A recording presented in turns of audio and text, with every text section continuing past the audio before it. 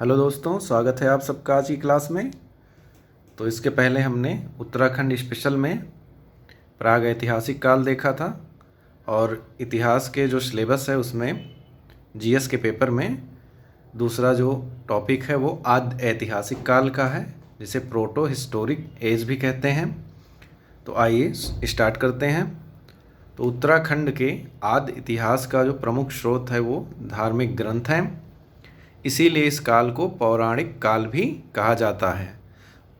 जो स्कंद पुराण है उसमें 5 हिमालयी खंडों का वर्णन मिलता है, जो हैं नेपाल, मानस खंड, केदार खंड, जालंधर और कश्मीर। इन पांचों का उल्लेख मिलता है स्कंद पुराण में। तो इसमें दोनों खंड जो मानस खंड व केदार खंड हैं का वर्तमान में उत्तराखंड से संबंध है। तो इसमें जो माया क्षेत्र हरिद्वार है वहाँ से श्वेत पर्वत अर्थात हिमालय तक का जो विस्तृत क्षेत्र है वो केदार खंड यानी वर्तमान गढ़वाल क्षेत्र के अंतर्गत आता है।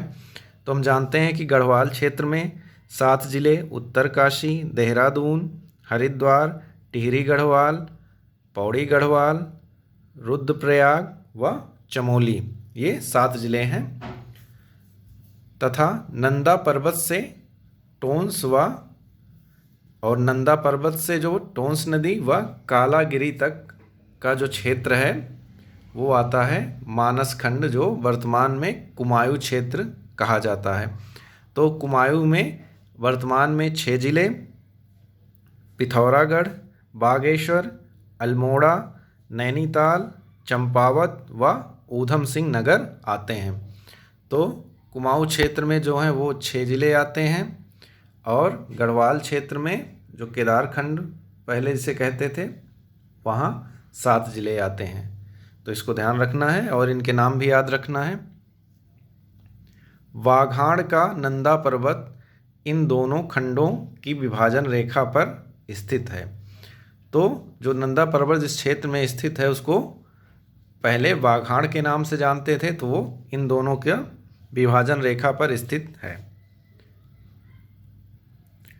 पुराणों में भी मानस खंड व केदार खंड के संयुक्त क्षेत्र को उत्तरखंड क्या नाम से बुलाते थे? उत्तरखंड नाम से बुलाया जाता था। ब्रह्मपुर एवं खस देश से संबोधित किया जाता था। तो उत्तरखंड, ब्रह्मपुर और खस देश ये क्या थे? मानस खंड और केदार खंड का जो संयुक्त क्षेत्र था उसको इसी नाम से बुलाया जाता था पुराणों के अनुसार। बौद्ध ग्रंथ के पाली भाषा वाले ग्रंथों में उत्तराखंड के लिए क्या हिमवंत, बौद्ध ग्रंथ में हिमवंत शब्द का प्रयोग किया गया है, इसको ध्यान रखना है। फिर वैदिक साहित्य में उत्तराखंड का उल्लेख ऊशी नगर, वैदिक साहित्य में कई जगह पर ऊशी नगर इसका उल्लेख मिलता है। ये जो क्षेत्र है यमुना से काली नदी तक का क्षेत्र जो है वो ऊशी नगर क्षेत्र कहलाता था। ऋग्वेद में भी इस क्षेत्र के लिए ऊशी नगर शब्द का प्रयोग किया गया है। अब हम उत्तराखंड के वर्तमान दोनों क्षेत्रों को देख लेते हैं। पहला है गढ़वाल क्षेत्र। तो इसमें 7 जिले आते हैं। इसमें 7 जिले आते हैं जिसका वर्णन अभी किया गया है।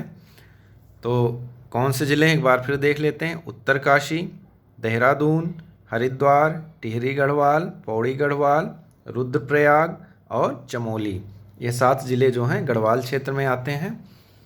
तो गढ़वाल क्षेत्र का जो प्रथम उल्लेख वेदों में प्राप्त होता है, वेदों में इसका पहला उल्लेख प्राप्त होता है, जिसमें इस क्षेत्र को हेमवत, क्या जो वेद में है वो हेमवत है, और जो इसके पहले हमने देखा था बौद्ध ग्रंथ में उसमें हिमवंत इसका उल्लेख किया गया है।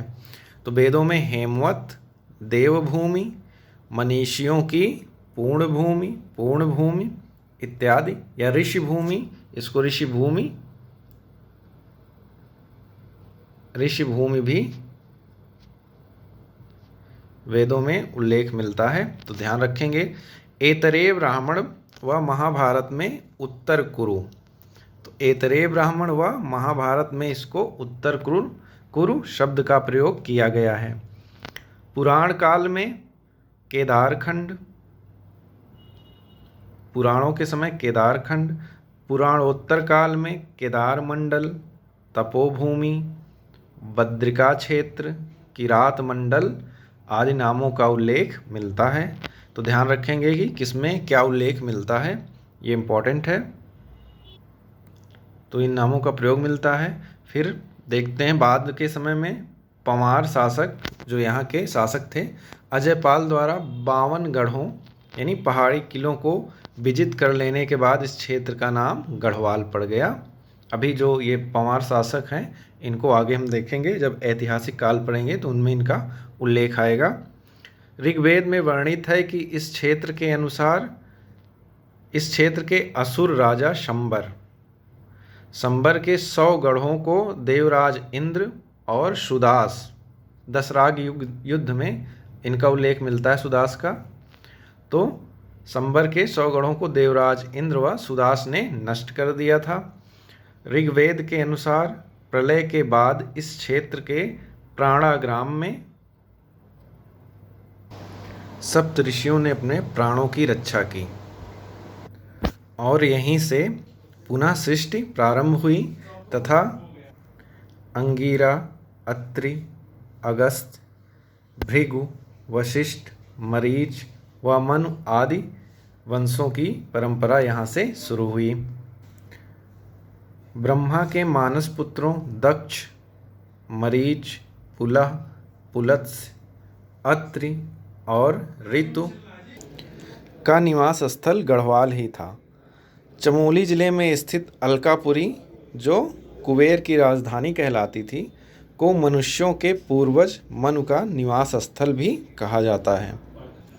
बद्रीनाथ, जो गढ़वाल क्षेत्र के चमोली जिले में स्थित है, के पास स्थित गणेश, नारद, व्यास, स्कंद, मुचकुंद गुफाओं में वैदिक ग्रंथों की रचना की गई ऐसा कहा जाता है। यह भी माना जाता है कि गढ़वाल क्षेत्र के ही देवप्रयाग की सतोनस्यु पट्टी में सीता जी यहाँ इसी जगह पर ही भूमि में समाई थीं। इसी कारण मनसार में प्रतिवर्ष मेला लगता है। देवप्रयाग में भगवान राम ने अंतिम समय पर यहाँ तपस्या की थी। देवप्रयाग में यहाँ भगवान राम का एक मंदिर भी है। टिहरी गढ़वाल जिले में लक्ष्मण जी ने जिस स्थान पर तपस्या किया था उसे तपोवन कहा जाता है, जहाँ लक्ष्मण जी ने तपस्या किया था। हिमयाण टिहरी गढ़वाल की एक पट्टी में विशोन नामक पर्वत पर वशिष्ठ गुफा, वशिष्ठ कुंड एवं वशिष्ठाश्रम है। तो ये जो हिमयाण, विशोण, ये सब उल्लेख जो हैं ये वैदिक काल के हैं। राम के वनवास चले जाने पर वशिष्ठ मुनि व उनकी पत्नी अरुंधति ने यहीं पर निवास किया था। महाभारत के वन पर्व में हरिद्वार से केदारनाथ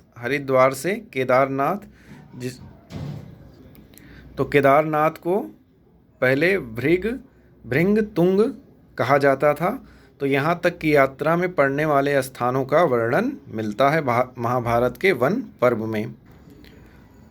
वन पर्व में ही लोमश ऋषि के साथ पांडवों के इस क्षेत्र में आने का उल्लेख है। तो कहा जाता है कि यहीं से पांडव जो है सीधे स्वर्ग चले गए थे। वन पर्व के अनुसार उत्तर कुरु क्षेत्र में सतलज से अलकनंदा तक पुलिंद, जिन्हें कुड़िंद राजा भी कहते हैं, उनका राजा सुबाहु जो था उसका आधिपत्य था, अधिकार था इस क्षेत्र में, जिसकी राजधानी श्रीनगर थी, जो उत्तराखंड की है, कश्मीर वाला श्रीनगर नहीं है। हरिद्वार क्षेत्र जो है वो नागराज कौरव्य, नागवंश ने शासन किया था इस क्षेत्र में, तो वहाँ के कौरव्य एक राजा था, उसके अधीन था। मंदाकिनी से उत्तर का क्षेत्र, मंदाकिनी नदी से जो उत्तर का क्षेत्र है वह असुर वाण, जिसे वाणासुर भी कहते हैं, के अधीन था, जिसकी राजधानी ज्योतिषपुर। तो ज्योतिषपुर जो है वो जोशीमठ को पहले ज्योतिषपुर कहा जाता था। तो ये बाण की राजधानी थी, बाणासुर की। वन पर्व में राजा विराट का उल्लेख है, जिसकी राजधानी विराटगढ़ी, जो कि जौनसार के पास है उत्तराखंड के, वहाँ थी। तो ये विराट कौन था? ये अभिमन्यु का ससुर था। विराट की पुत्री से अभिमन्यु की शादी हुई थी।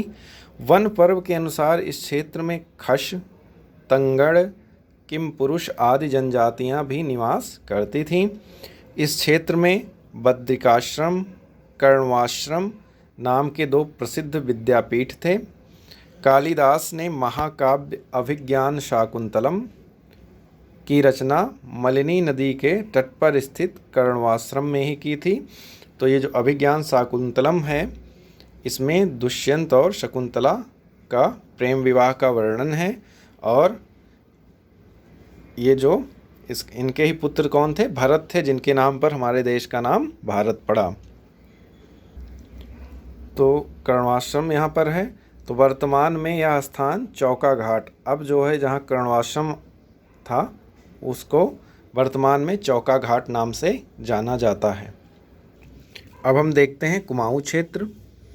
तो पौराणिक ग्रंथों के अनुसार चंपावत के पास, चंपावत नदी के पूर्व में स्थित कच्छप के पीठ, यानी कछुए, कच्छप मतलब कछुए के पीठ की आकृति वाले कांतेश्वर पर्वत, जिसे कांडादेव या कानदेव भी कहते हैं, पर विष्णु के दूसरे अवतार कूर्मा अवतार में इस पर्वत पर 3 वर्ष तक रहे। ऐसा माना जाता है कि जब भगवान विष्णु ने कूर्म यानी कछुए का अवतार लिया था, कच्छप अवतार, तो यहाँ पर 3 वर्ष तक यहाँ पर इन्होंने समय व्यतीत किया था। तब से यह जो पर्वत है कूर्मांचल नाम से जाना जाने लगा। इसकी जो आकृति है वह भी कूर्म यानी कच्छप के पीठ जैसी ही है। बाद में कूर्मांचल शब्द प्राकृत में कुमू और हिंदी में कुमायूं हो गया। तो प्राकृत में कुमू और हिंदी में कुमायूं हो गया, तब से ये कुमायूं क्षेत्र कहा जाने लगा। स्कंद पुराण के मानस खंडा, तो स्कंद पुराण का एक है मानस खंडा, तो उस भाग में मानस खंड नाम से वर्णित क्षेत्र को ही वर्तमान कुमायूं क्षेत्र कहते हैं। ब्रह्म एवं वायु पुराण के अनुसार यहाँ किरात, किन्नर, यक्ष, गंधर्व, विद्याधर, नाग आदि जातियाँ निवास करती हैं। महाभारत में कूर्मांचल क्षेत्र में, जो महाभारत में जिन जातियों का उल्लेख मिलता है उनमें किरात, किन्नर, यक्ष, तंगव, कुलिंद, खश आदि जनजातियों के निवास करने का उल्लेख मिलता है। प्रारंभ में केवल चंपावत के आसपास के क्षेत्रों को ही कुमायूं कहा जाता था। बाद में जो है अल्मोड़ा, पिथौरागढ़, बागेश्वर, ऊधम सिंह नगर आदि इन क्षेत्रों के संपूर्ण क्षेत्र को कुमायूं कहा गया। तो वर्तमान में 6 ज़िले हैं यहाँ पर। कौन कौन से हैं? एक अल्मोड़ा हो गया, पिथौरागढ़, बागेश्वर, ऊधम सिंह नगर, और 2 कौन बचे? नैनीताल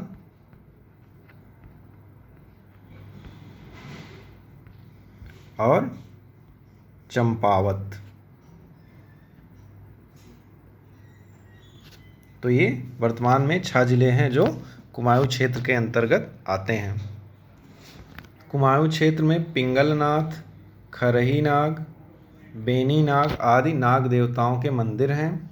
यहाँ पर नाग जात के लोगों को निवास करने को प्रमाणित करता है। तो ये जो मंदिर हैं इनसे प्रमाणित होता है कि इन क्षेत्र पर नाग जात के लोगों निवास करते थे। इन मंदिरों में जो सबसे प्रसिद्ध है पिथौरागढ़ का है। कौन सा है? बी नाग या बेनी नाग, जिसे बेनी नाग या वी नाग मंदिर कहते हैं।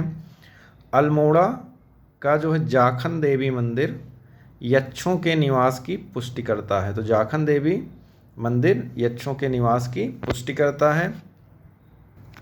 किरातों के वंशज कुमायूं के अस्कोट व डोडीहाट, तो ये दोनों जो हैं वो पिथौरागढ़ ज़िले में हैं।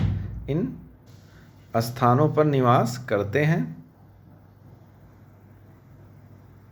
तो दोस्तों इसी के साथ हमारा आद्य ऐतिहासिक काल का जो चैप्टर है वो पूरा होता है और इसमें लगभग सभी चीज़ों को समाहित कर लिया गया है। बहुत कम ही चांस है कि इससे बाहर क्वेश्चन आए। ऐसे वीडियोस के लिए आप चैनल को लाइक एवं सब्सक्राइब व शेयर कर दीजिए। Thanks for watching.